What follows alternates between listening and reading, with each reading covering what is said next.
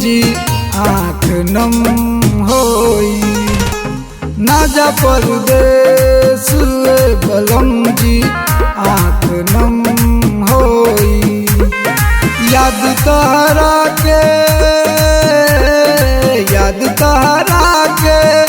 कर कर के हमर दिल रोई। ना जा परदेस बलम जी आँख नम होई। ना जा परदेस बलम जी आँख नम होई।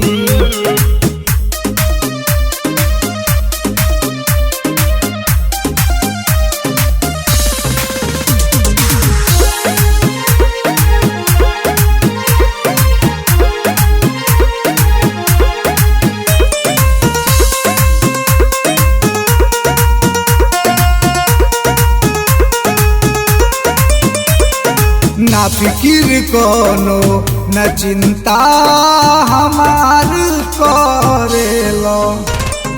खाली रुपया कमाए में तू राजा रहेलो।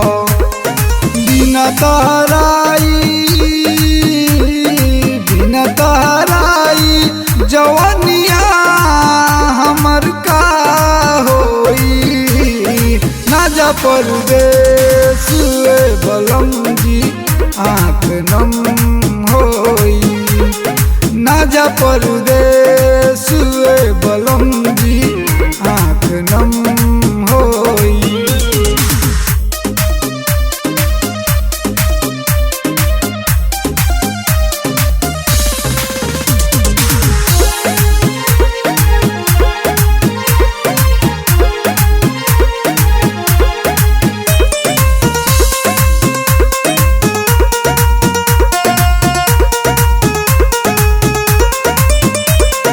ना कटी दिन बलम ना कटी राती।